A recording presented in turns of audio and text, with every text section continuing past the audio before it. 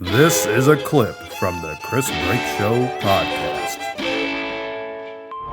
It is another beautiful night in Indianapolis. I am Chris Brake. I'm sitting here with my friend, Rick. What's going on? How you doing, sir? Oh, pretty good, man. Ready to interview Andrew WK. You should get up on that mic. Like, within, pretty much how close I am. Okay. Yeah, there we go. Better? Oh, that sounds perfect, man. I want to apologize. Issue an apology here. Mr. John Rapp will not be here. He is sick. Well, we'll get into that later, but that's why we got Rick sitting in his spot. Here we go.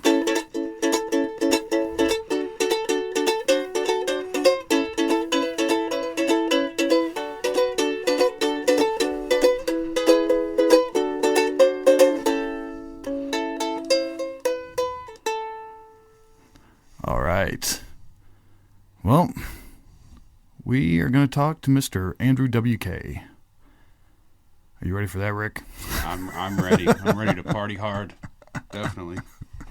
This should be really interesting. In case you're not aware, Andrew WK is the guy who does the Party Hard song. He wears all white, and he's got long brown hair.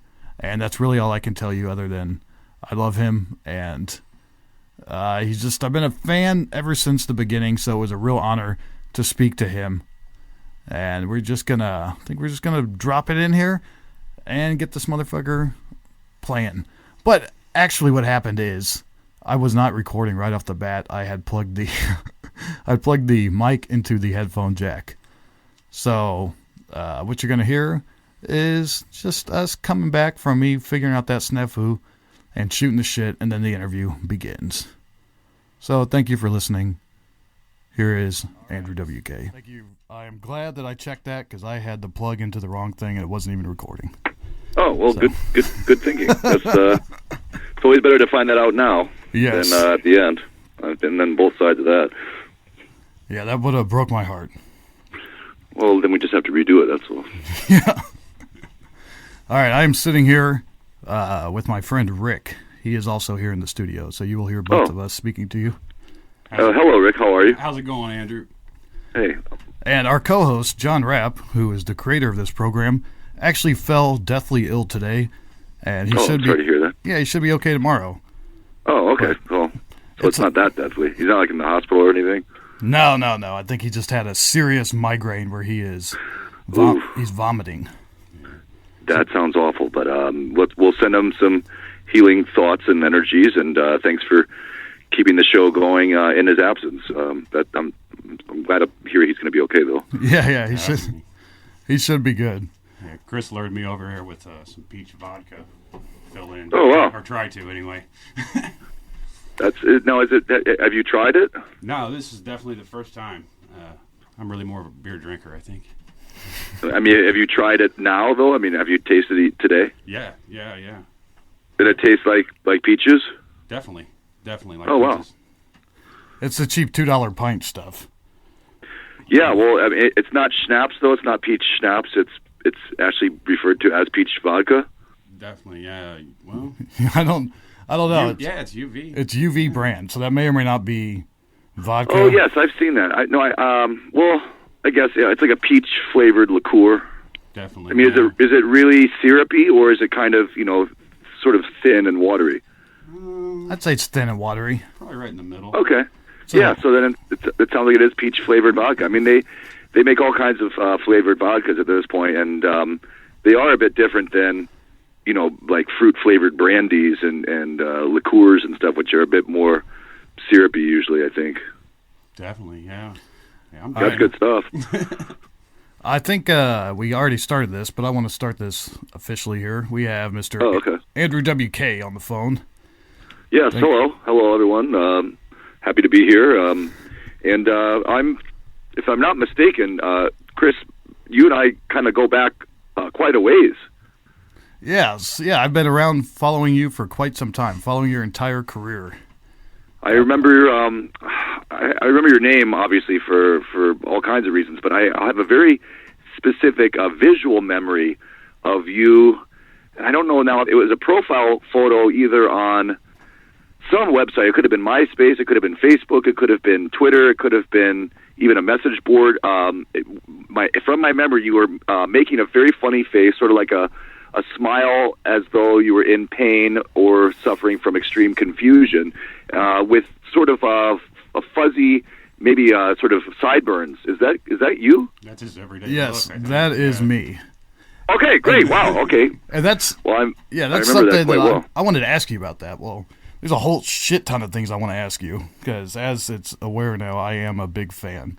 But what you, as obsessed as people get with musicians, I kind of feel like you get that obsessed with your fans, and you have this uncanny way, as you just said, of remembering people and going out of your way to remember people. Like I remember walking up to you, just to hand you a CD at a show, and you looked at me and you kind of mouthed my name with me as I said it, and you said what you said there. You said, "Yes, you had the mutton chops on the MySpace." And like, do you sit there and actually try and pay attention and focus on that so you can remember these people? Well, with you, your photo, it was just a very memorable photo.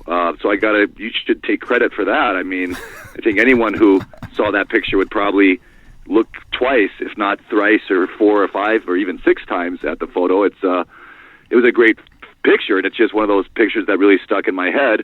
And also, you have a really great name. I mean, Chris Brake that's one of those great names that someone wishes they were born with. It's like a name that a great movie character or something would have. So that also helped. Some people's names are harder to remember or don't have that kind of power. But on this same topic, I believe John Rapp I have met before too. Am I correct about that? Yeah, I believe you have. Yeah, we met you. I actually have the date right here. September 3rd, 2003. Was that where was that? Yeah, let's see. I thought you were about to say it. I would have been really impressed. That was at the Metro in Chicago. Oh, okay. Yeah. Are you and then John Rapp, R-A-P-P. I don't remember his photo necessarily. Are you guys friends with that gentleman, Brad? We ran into him at shows. I wouldn't say right. I wouldn't say we were friends with him, but it was hard to go to a show in the Midwest and not run into him, and definitely have conversations with him. Well, to answer your broader question, it's not something that I would try to do. In fact, it's strange because, like a lot of people, I've kind of struggled with remembering people in a lot of situations, or at least names. And things like that. I think it's been more, I'm just so, especially in the very beginning, I was amazed that anyone was showing up to participate in this with me, and was so excited then when speaking to these people that, you felt the same way I felt about not just this music, but sort of the whole feeling that the music is there to create. And so it was really very encouraging for me and very exciting to meet these like-minded people. That's, I guess, how I felt about it. And then as the years have gone on, I've actually been even more blown away, for starters, that I'm still getting to do it, that any of it's still continuing on, but then that also people that were there with me right at the beginning, that as we were building it together, are still with me, are still there, and that we're still doing it together. So it's not something that took a lot of effort. It was a very natural, inherent excitement about this whole thing. It's sort of unique like that, because I've met a lot of other people that I've met a bunch of times, and I still don't remember their names, and they're like family members or people I'm supposed to know, but I don't have that kind of connection with them that caused me to sort of learn about them. It is strange, and it's a great question because I haven't really thought about it that way. And there's been other people that I don't remember that I should, that also have been coming to shows and partying with me over all these years. But there's certainly people I think about all the time because it means so much to me that they have stuck with this. It's like a team effort, You have one of the craziest careers I've ever witnessed. Like, I'm glad that, like, watching you is like, I watch it the way people would, I guess were into the Beatles back in the 60s, like just seeing all the changes that you've gone through, and I got to go along with you, just kind of blew my mind apart. And you went, because you started doing just the big rock shows, and then after each show you would then stick around for fucking ever and sign everyone's autographs and talk to them for as long as they wanted to, and go out of your way to make everybody feel special and glad that they bought a ticket to see you at that. And that's where you and I first met? Yes. Was after a show? Yes. Okay, yeah, that makes sense. Yeah, I thought that was, and you even did, didn't you like have a world record breaking autograph signing session one time? Oh, that was in Japan. That was the label had organized that. It was a 36-hour just sort of promotional marathon where, yes, there was an autograph session, and we go to radio stations, and we go to TV stations, and then we do other interviews, and then we go back and do more signings. So it was sort of like on the release day, this huge, just nonstop party, really. What album was that for? Was that The Wolf? Oh, that was that was in 2003 for the second album, The Wolf, yes. Yeah, and that was very intense, but, it's been interesting, too. A lot of the people that I've met even more recently, things have changed even since then, because now, and I've noticed this myself, like the computer to some degree, it certainly hasn't replaced meeting people, but what's amazing now is I could tweet someone, for example, send them a tweet, and I can tell that there's people I've actually met through Twitter that now I can recognize at shows based on their Twitter.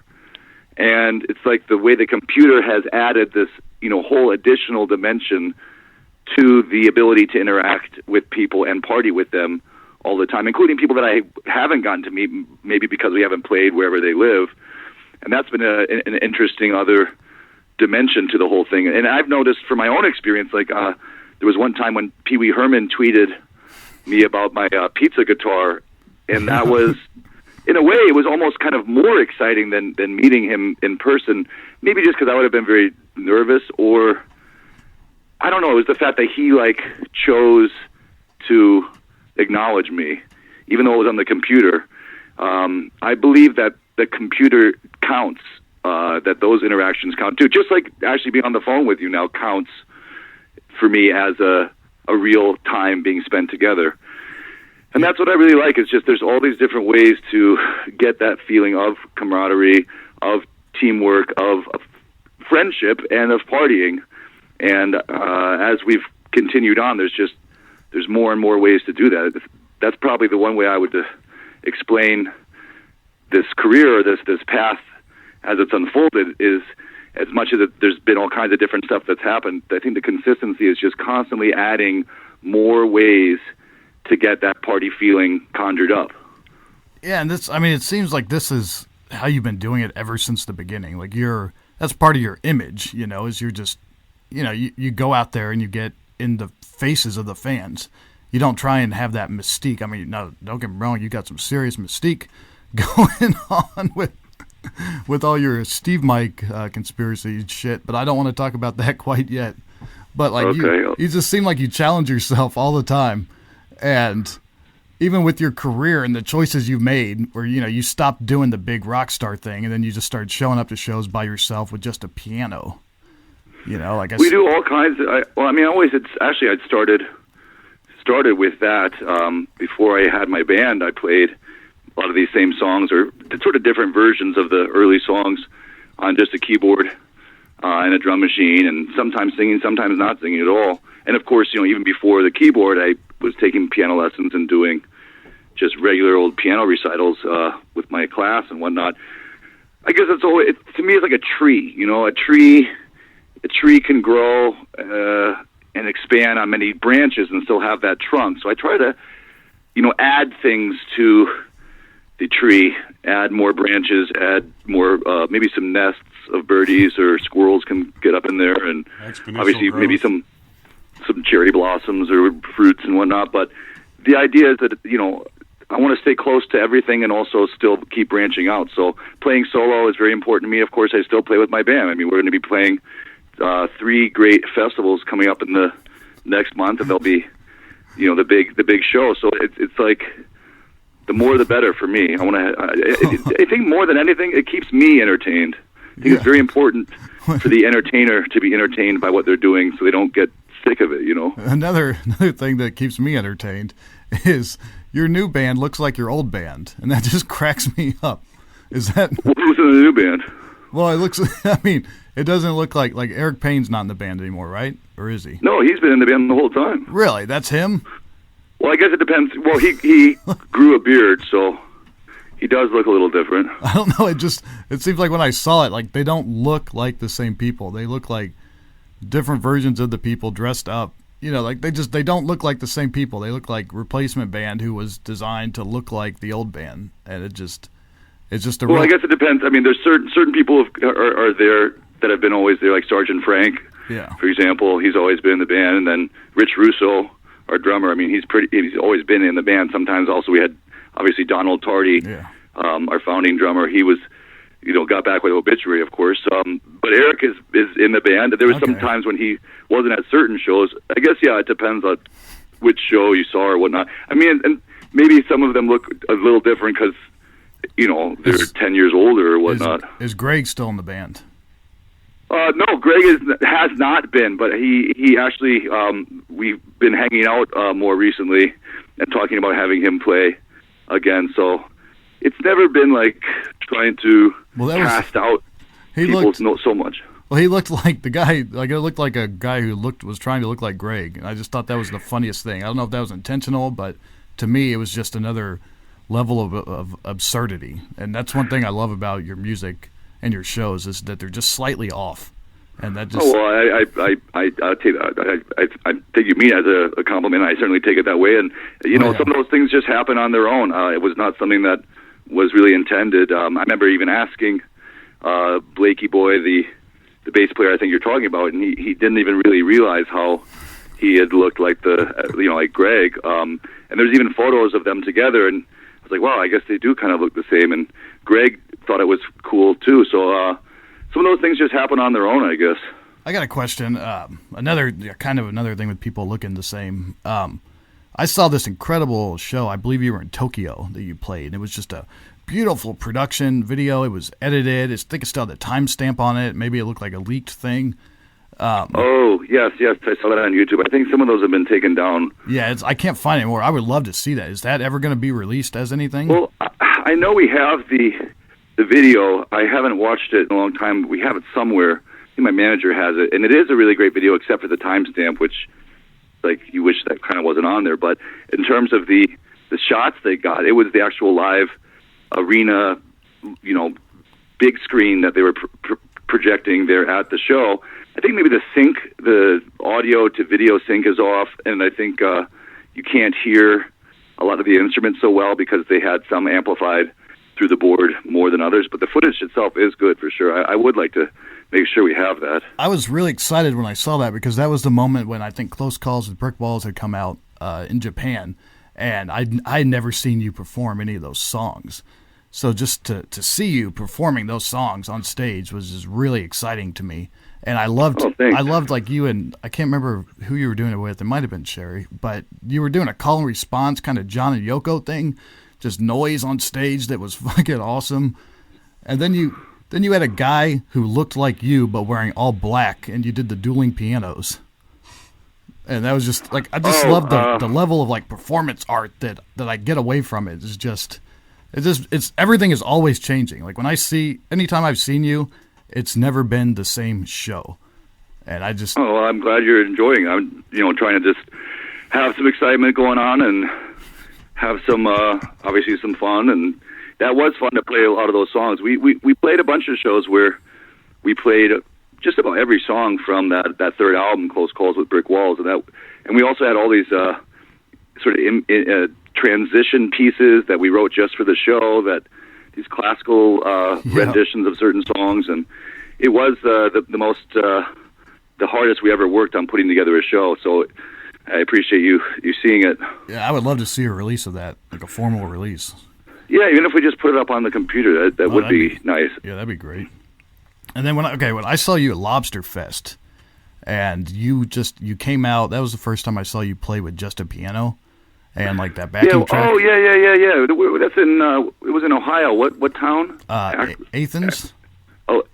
Athens? Athens. Oh, Georgia? Oh, man. I thought Lobster Fest was in it was Ohio. Athens, Ohio. Okay, Athens, Ohio. That makes sense, yeah. Because my mom came to that show, too, and that's because she lives in Michigan, so it's easy for her to... Wasn't that far of a drive. In fact, I think she drove me from Michigan to that show. Yeah, I think I think you might have announced that on stage.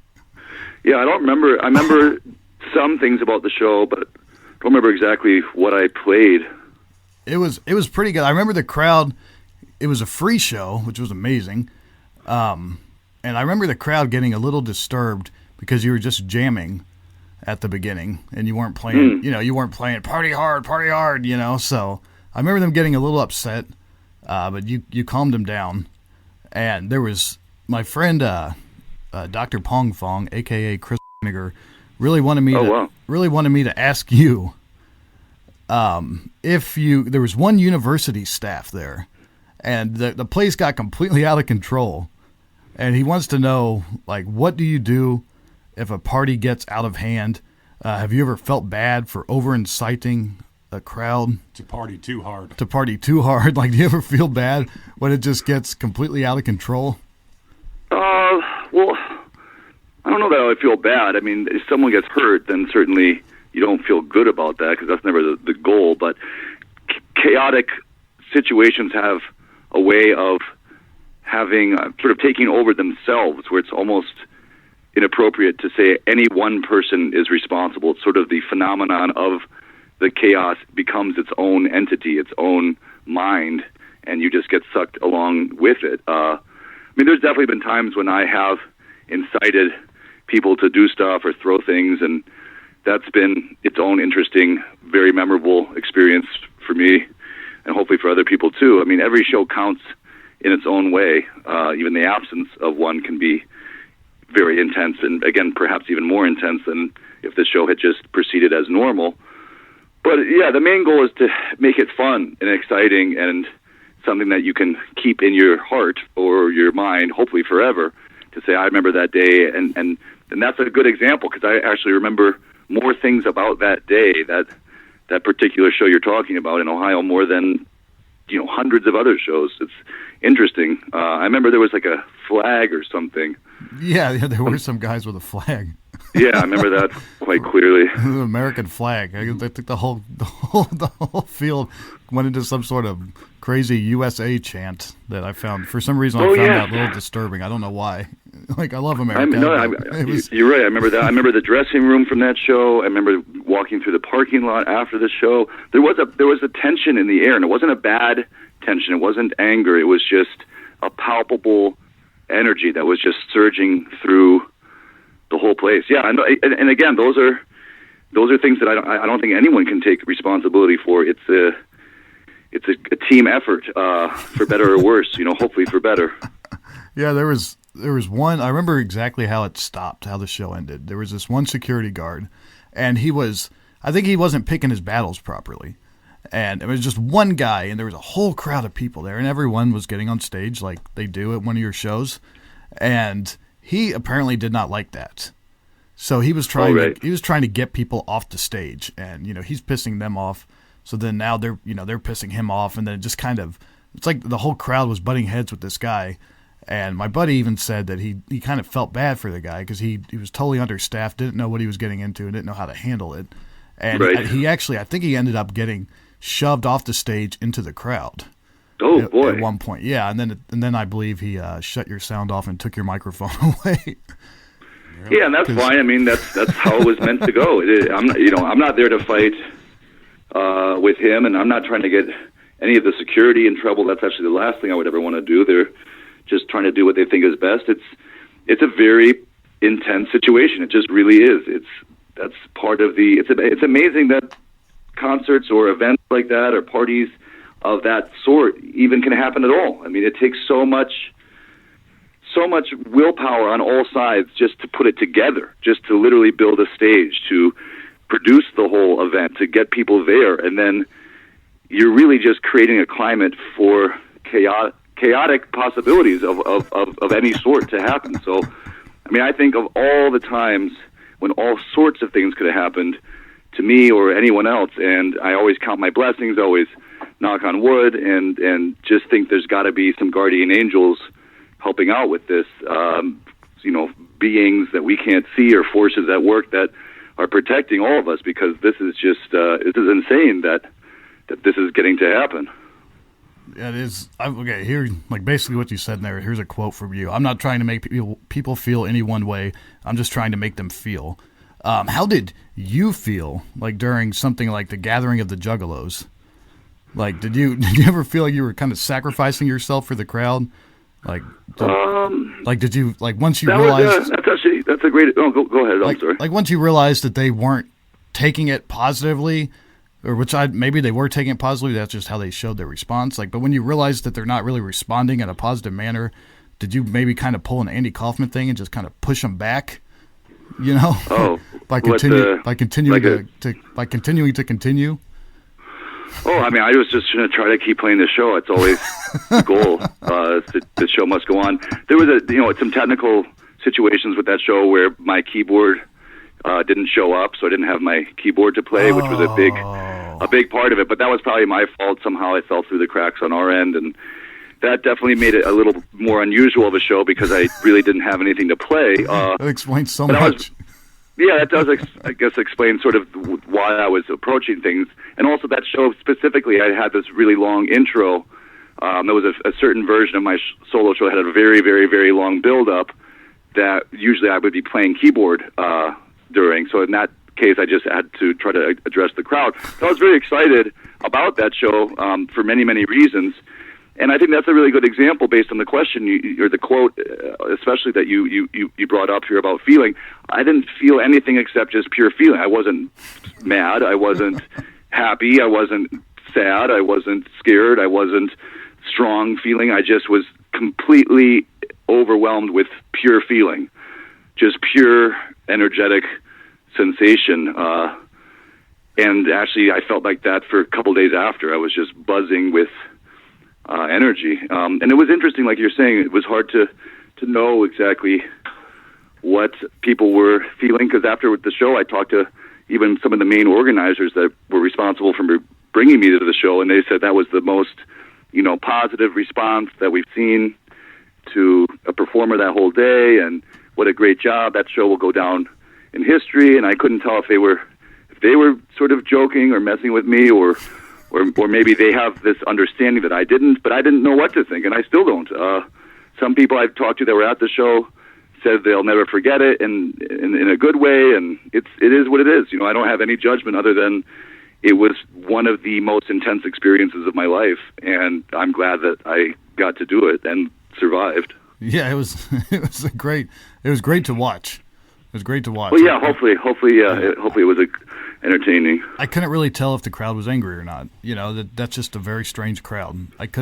They were doing things, so you would imagine they'd be angry, but it was just a weird thing to witness on the internet. Yes, it's definitely unusual. And I actually spoke with ICP themselves about that night just a few months ago on their Fuse, Insane Clown Posse Theater show, and both Shaggy and Jay were, I think, sort of had almost an equal kind of attitude about it. They were very happy that that I was there and that people responded at all, and they were very nice about it. And I didn't get anything but sincere kindness from them, and that was the vibe I always got. In the long run, was this is just very intense, but it's not something that's trying to hurt anybody. Yeah, I think he walked away unscathed. I think that was the same show that like Tila Tequila took like a hit to the face with something. No, that was the next year. That was the next year. Yeah, I think that was the next year. All right, I got a question. What can you just tell me a story? Because I read this thing. I can't remember. Maybe John Rapp told me, but something about you, how you like to at one point in your life follow police officers. Is that true? Well, it was just a one-time event. So you actually did that? Well, yeah, we were driving around downtown in Ann Arbor, Michigan, where I grew up. So I was, I think, about 17 years old, and I was hanging out with a friend of mine. We had just finished working at this. I worked at this parking garages around the downtown area, and we had just finished our shift, and we were driving around. I think we had just gotten a burrito at this place called Pancheros, which makes the pretty good overstuffed burritos. And we were driving. We noticed that there was a police officer driving in front of us. So we thought, we'll just turn every time he turns. And so we did that, and then we noticed he started taking very strange turns and speeding up and slowing down. And then we thought, okay, well, maybe we shouldn't do this, or we got kind of bored of it. And then the minute we passed him, he pulled up behind us with his lights on and siren, and then there was about 6 other police cars that blocked off the whole street. I guess they were anticipating some kind of real confrontation. Wow.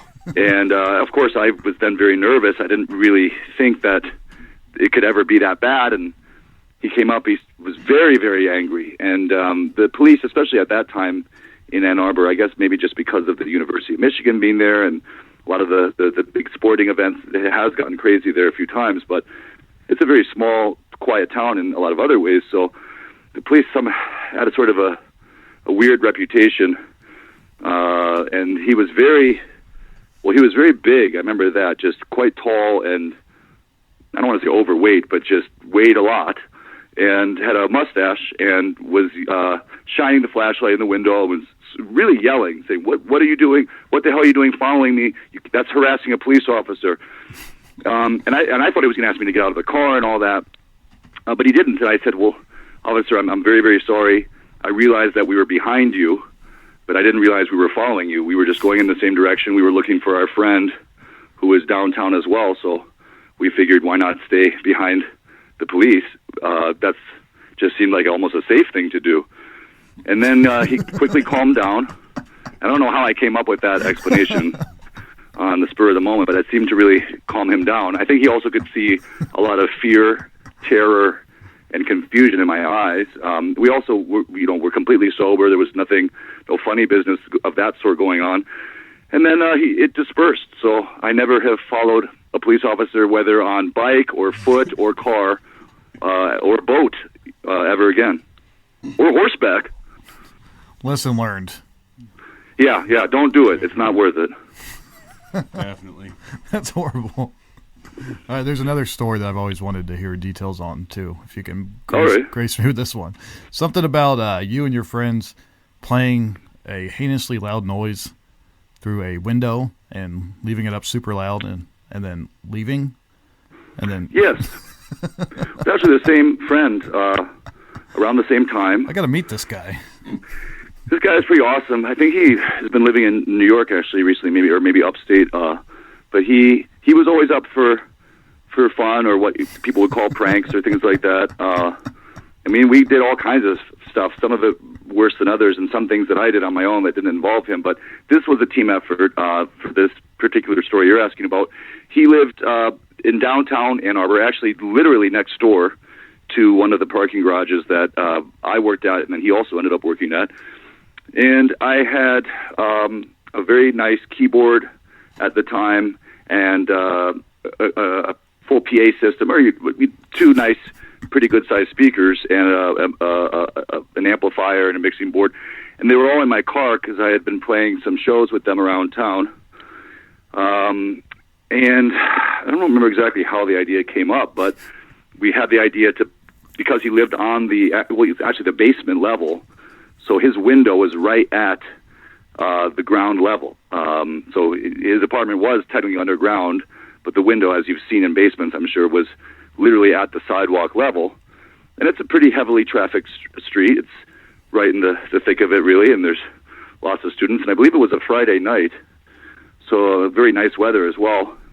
And we had it planned out where we would wear these jogging outfits and go separate ways after placing both the PA speakers propped up into the windows, with the several telephone books holding as many keys down on the keyboard as possible, and the volume cranked all the way up on the amplifier. And it was hard to tell from inside the apartment with the speakers facing out exactly how loud it was, but we could tell it was pretty loud.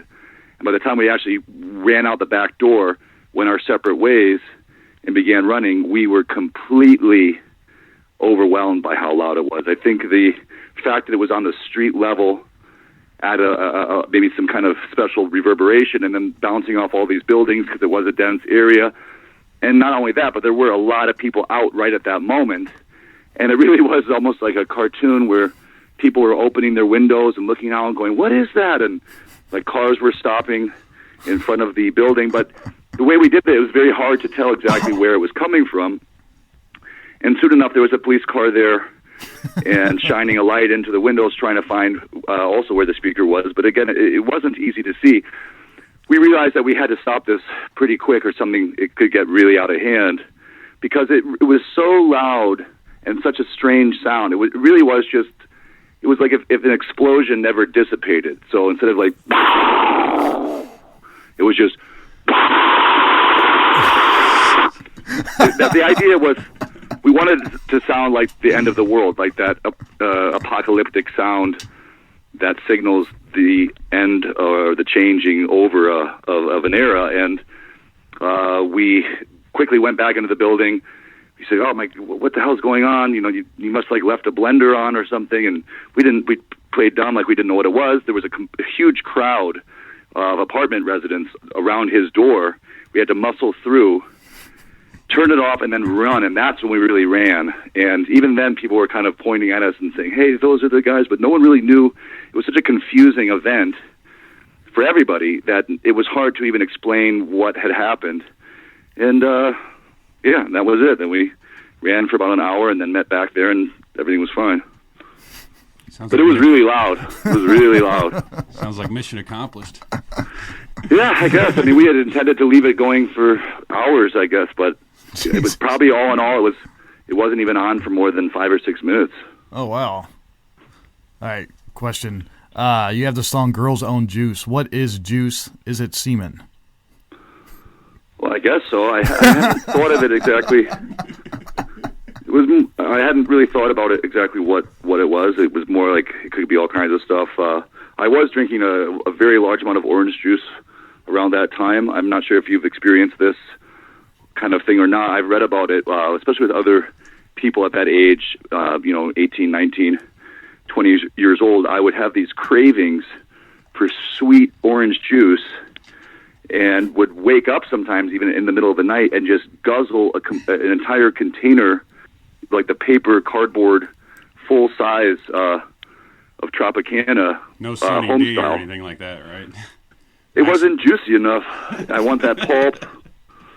I liked Homestyle or Grove Stand even. I liked when it was very juicy, and I would just drink the whole thing in one sort of standing in front of the refrigerator gulp. And I think my body was just really craving fruit sugar or whatever they call it, glucose or whatnot. And I think I was just so obsessed with juice, all kinds of juice, really. I mean, pineapple juice, I would switch back and forth if I got sick of one. Guava, obviously, passion fruit, kiwi, banana, strawberry. They didn't really have coconut that much around those days, but yeah, it just kind of worked out in the lyrics. Sometimes those words just, I had juice on the brain, so it worked its way into the song.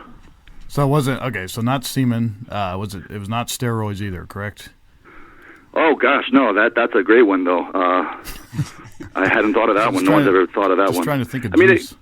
It could be, it can be anything, really. I mean, it wasn't meant to refer to any one type of juice, just all the juices that you can think of.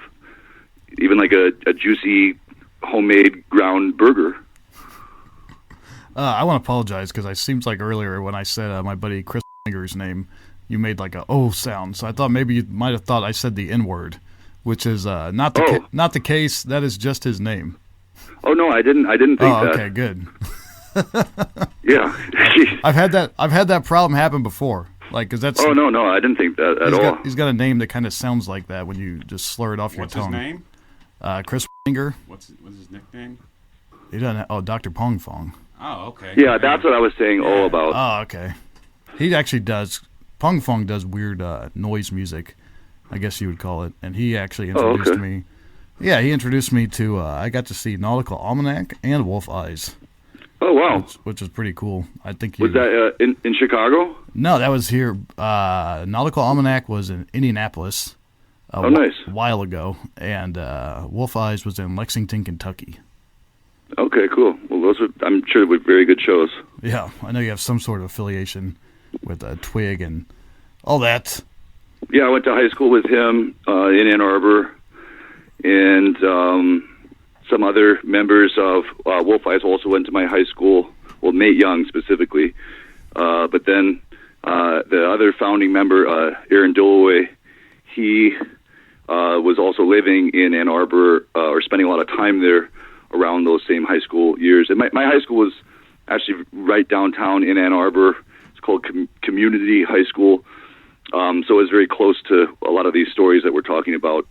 It was a very small town, but it was very rich. Like, there was a lot of experience to be had even in these smaller areas. So it was dense and syrupy with a lot of very impactful moments for me that shaped my life, really.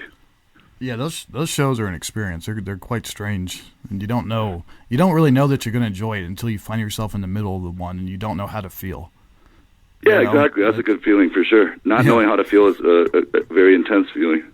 That kind of brings me to this question, which I didn't really want to ask you, but I feel like I have to. I'll explain it to anyone who's listening. There's this weird Steev Mike conspiracy thing, if you want to call it that surrounds Andrew WK, and it basically is that he is not himself. He is created by a machine of some sort, and that he is not who you think he is, and all this weirdness. Like, what the fuck is that, man?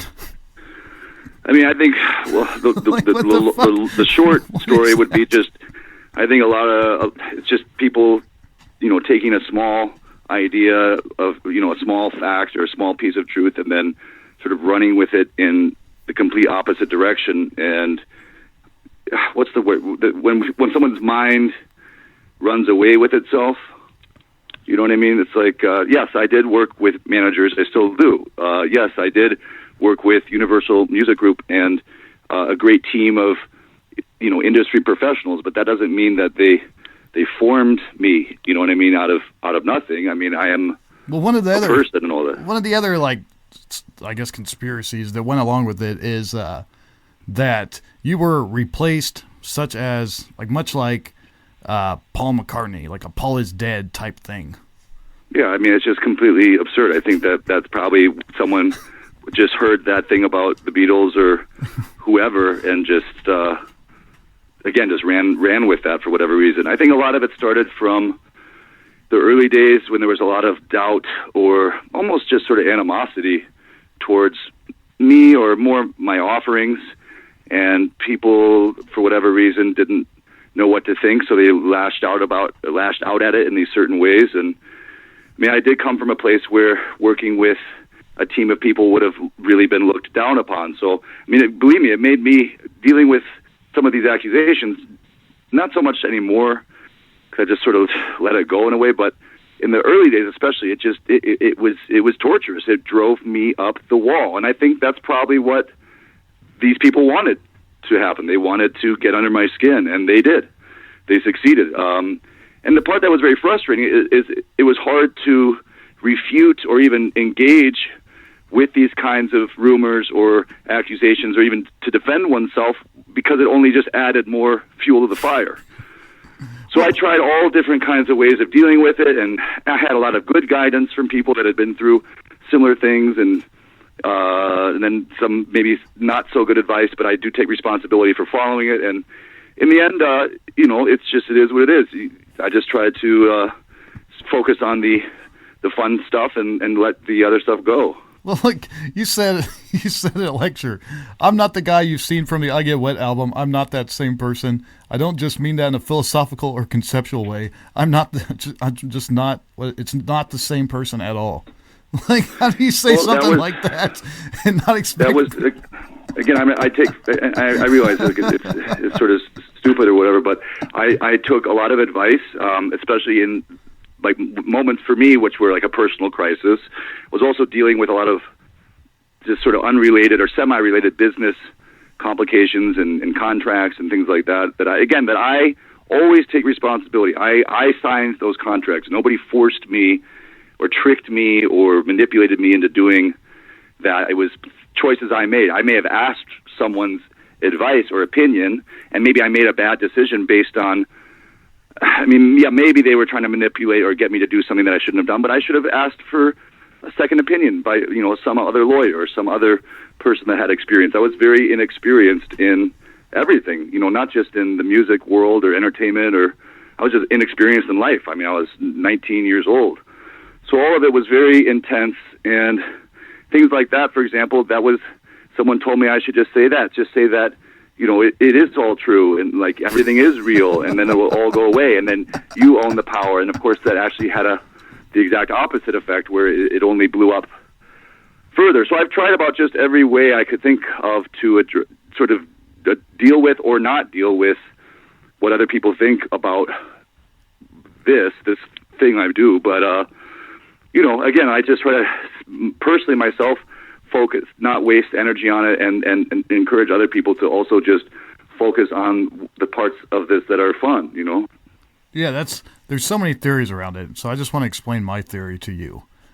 I think that you made the whole thing up just for fun. Like, that's my theory. Okay, well... that's my favorite one. I just like to think that you're back there just doing it just for fun. Like, look at this. Look at these people.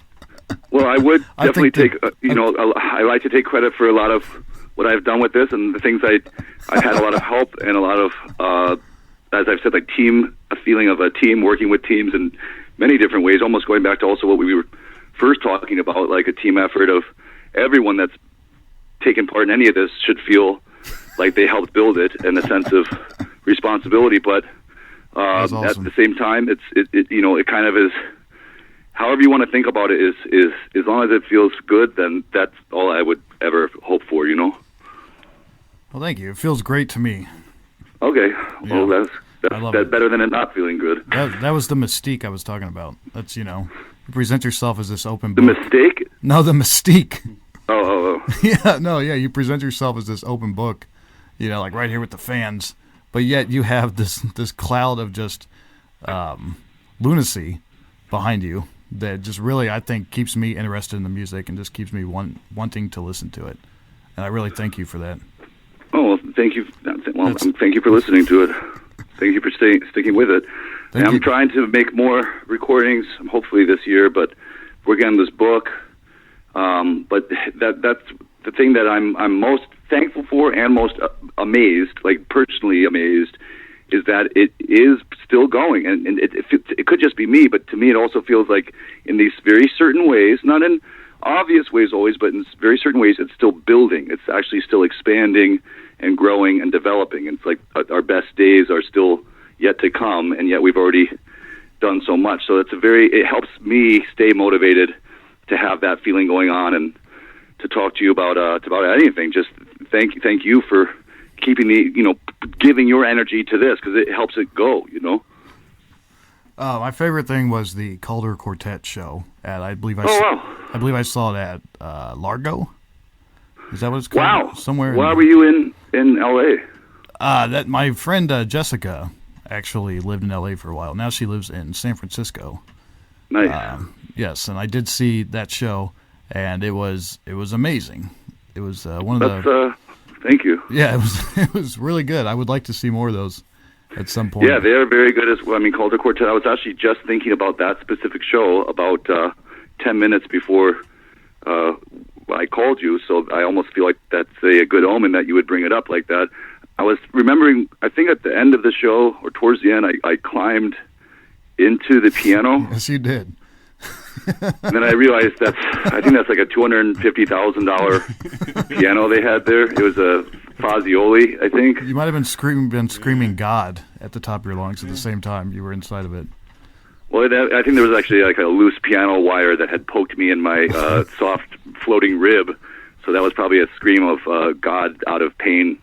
You could break a lot of guitars for that much money.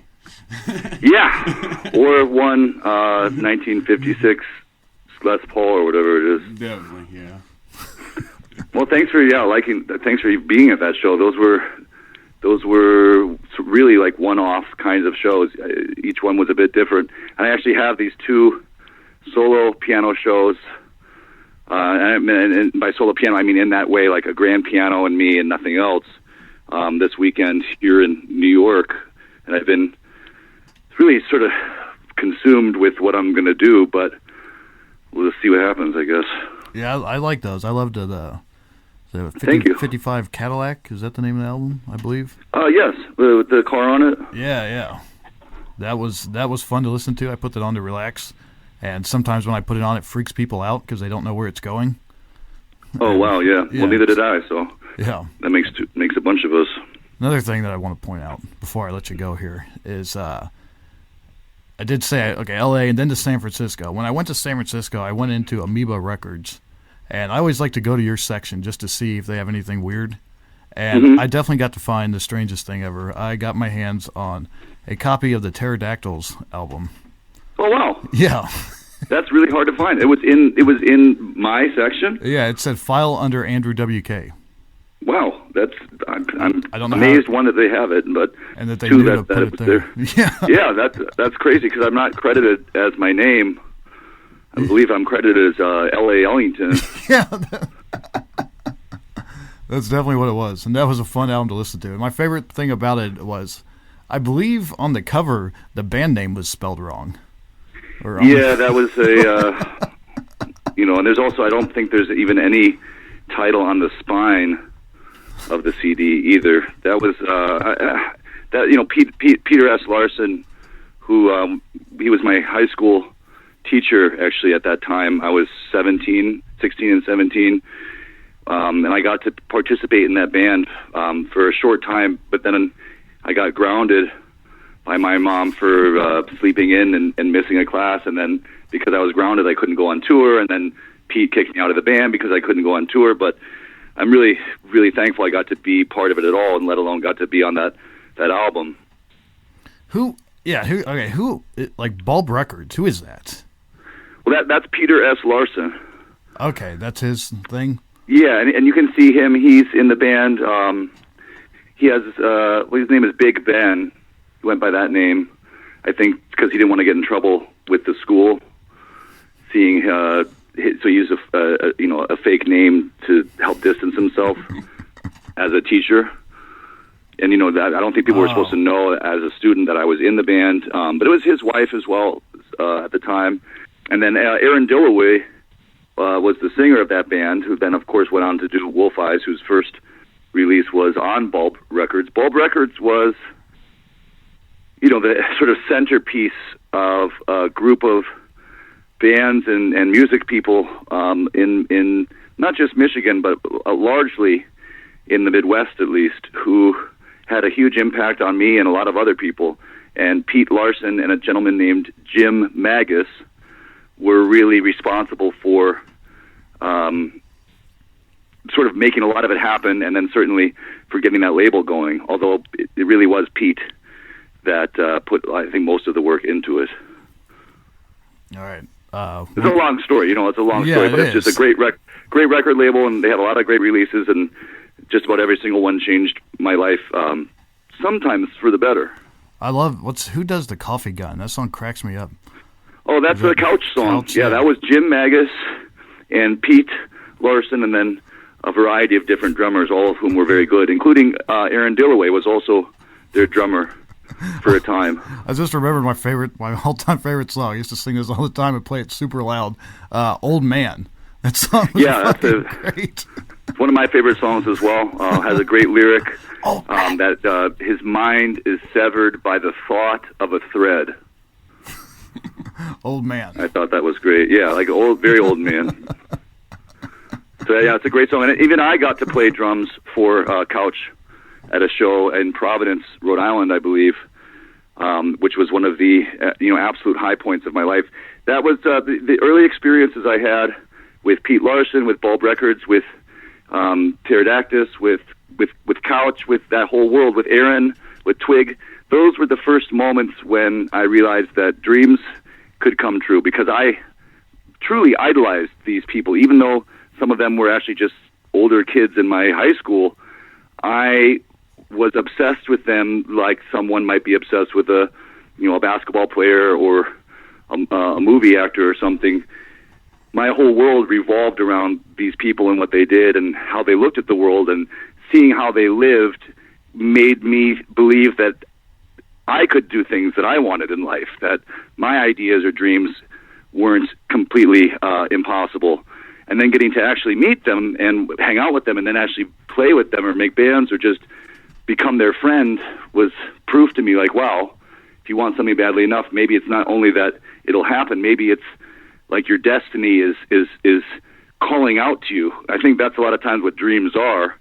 It's not that you're dreaming of what you want to do. It's your dream in the future getting you ready for what you're absolutely going to do, you know? Definitely. All right. Thank you so much, Andrew. All right. Thank you, Chris. All right. Have a good one. Thank you, guys. Say hi to John and tell him I hope his head is feeling better, but at least he's partying until he pukes in some form or another. Nice talking to you, Andrew. Yeah, he definitely. All right, yes, thank you as well. Have a good night. All right, take it easy, sir. Okay, bye-bye. From the Chris Break Show podcast.